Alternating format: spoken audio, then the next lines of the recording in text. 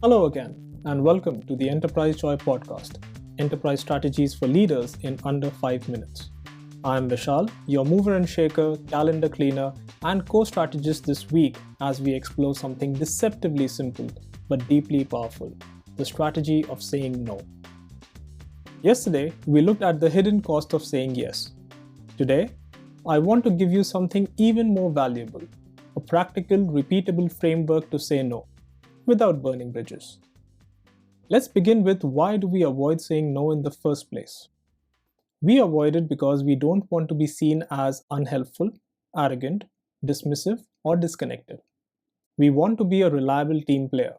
And if we are like most leaders, then we are also wired to be likable. So instead of a clean no, we often end up saying a messy yes.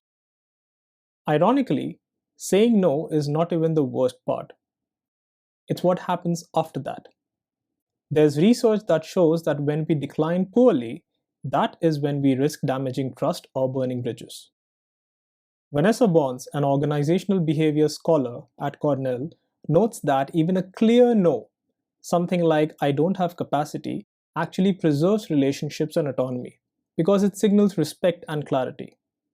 And Sunita Saha, author of Defy, The Power of No in a World That Demands Yes, underscores that every strategic no makes room for something more meaningful. And that echoes Bruce Tulgan's idea, a well-timed no protects your focus and reputation.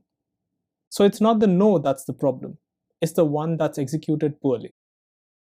So here's a framework called ERASE to guide you towards your next decline, and it works pretty well in high-trust environments.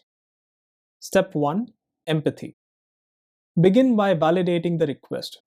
Something like, "I appreciate you thinking of me on this."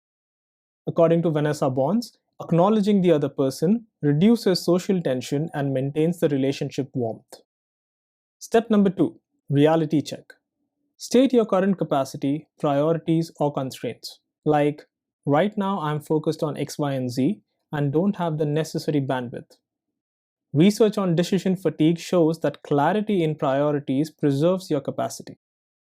Step number 3. Alternative.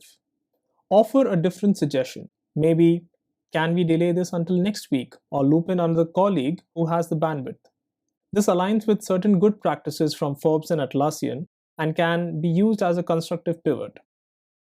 Step number 4. Sealing with a confirmation. End positively to reinforce mutual respect.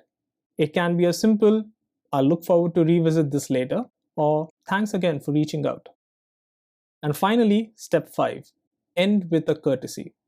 A simple closing like, "Happy to chat again," keeps the door open without ambiguity. A study in Harvard Business Review has found that empathetic declines like these help sustain influence and encourages future engagements. That's the ERASE framework. Putting it all together would sound something like, "Thanks for considering me for this. I'm currently prioritizing the X, Y, and Z initiative, so I don't have the bandwidth right now. I'm happy to connect on this next week, or maybe you can ask Ryan if they have the capacity and could help.